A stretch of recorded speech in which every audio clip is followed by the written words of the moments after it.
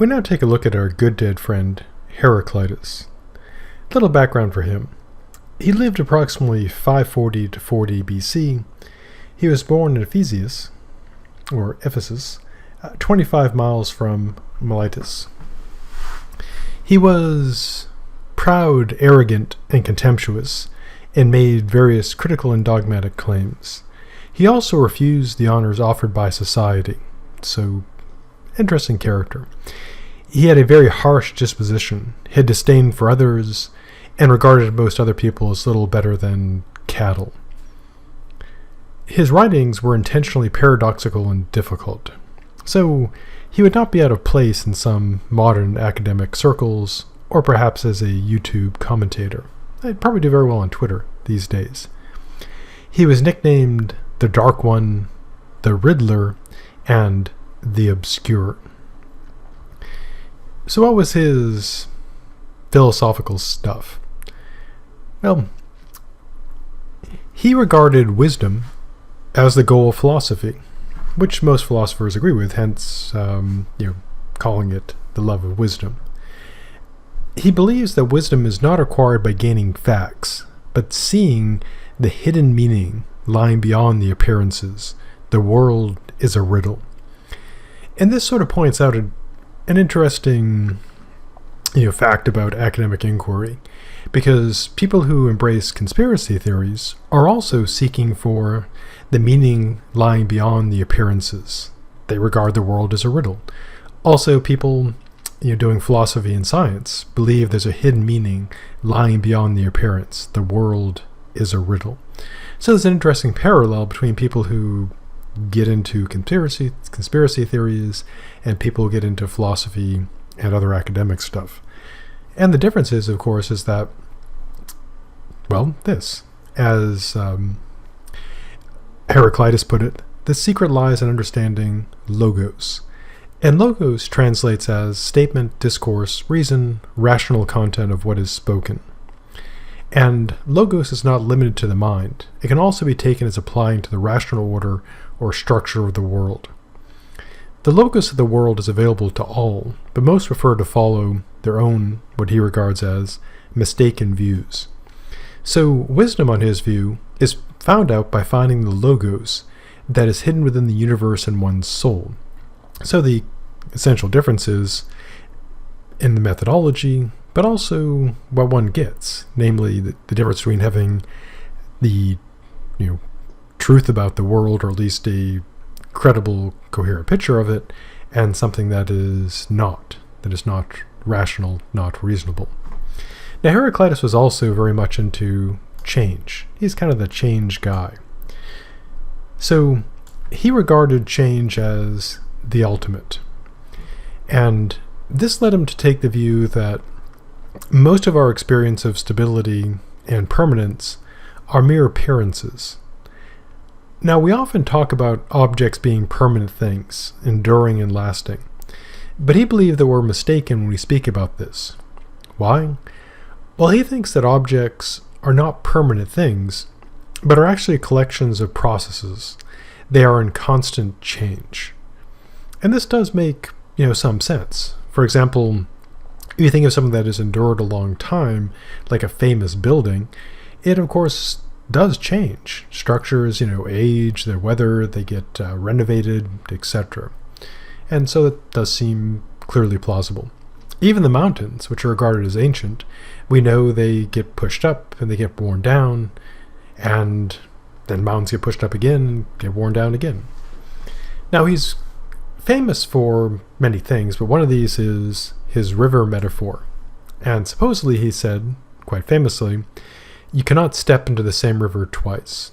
Also quoted as, "We step and do not step into the same rivers. We are and we are not." So while things like rivers and people seem to be the same and are identified by name, they constantly change. So why can't you step into the same river twice? Well, laid out in, very practically, if you hop into the river and then hop back out, the river keeps on flowing. So when you jump into the river again, you're hitting different water. And the river changed a bit, the banks have eroded a bit more sediment has been laid down. Even if you jumped in the river, jumped out and ran, sprinted downstream and jumped in again, you'd still be hitting different particles of water. And so, interesting metaphor. And so his point is that although we call things by the same name, we call like a mountain, we call it like Mount Katahdin, for example, it is constantly undergoing change. And the same with us. We undergo constant change. He also had this notion of the unity of opposites. Different aspects of one thing can have opposite characteristics, he claims. Writing goes in a straight line across the page, but forms letters through crooked lines.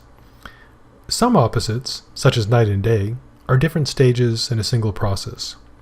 Other opposites, such as hot and cold, are relative qualities existing on a continuum. He saw this conflict as a good thing. For example, the example of a bow and lyre, not the person who tells lies but the musical instrument, show the harmony and conflict. A lyre or lyre can produce music only if there's tension in the strings. He also took the view, famously for Heraclitus, philosophically famously, that the world is fire. So this makes him a monist. There's one thing. And his view is that the world was made neither by men nor gods, so no creation. It always has been and always shall be. And in his words, it is an ever-living fire, being kindled in measures and extinguished in measures. So the world is fire, uncreated, and eternal, without beginning and without end. Which addresses a whole bunch of questions, namely, what is the world? His answer, fire.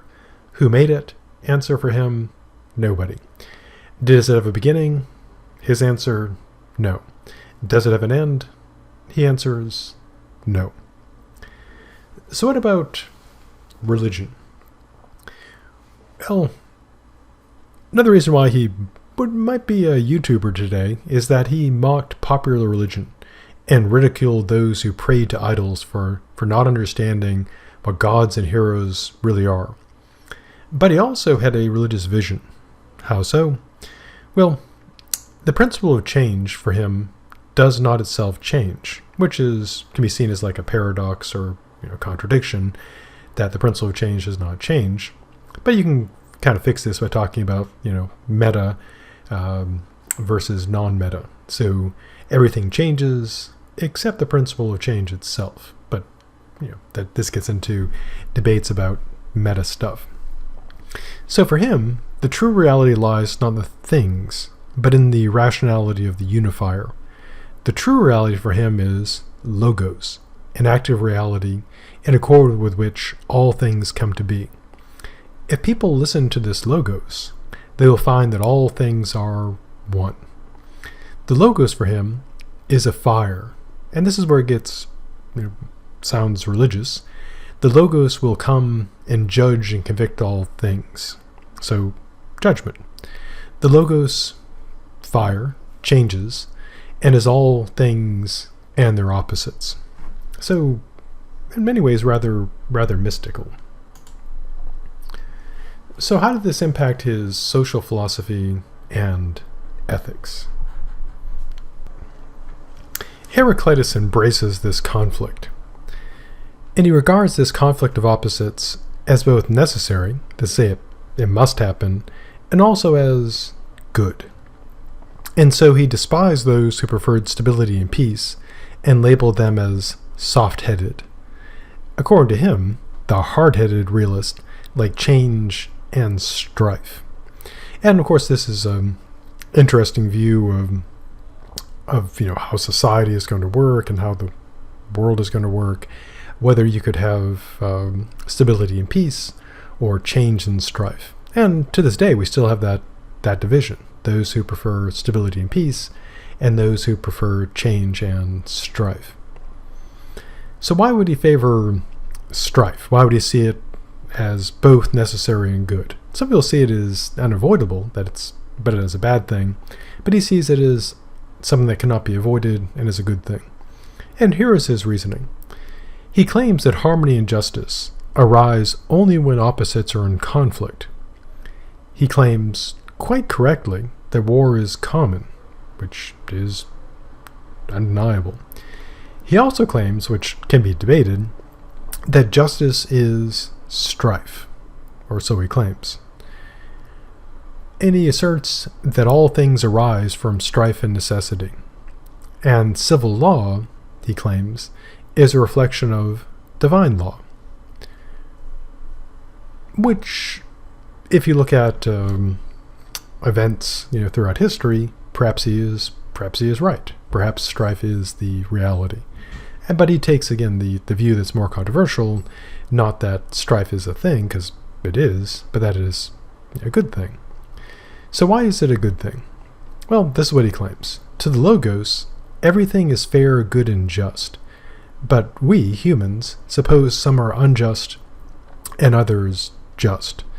And so, kind of an unusual claim that everything is fair, good, and just, and we're just wrong about it.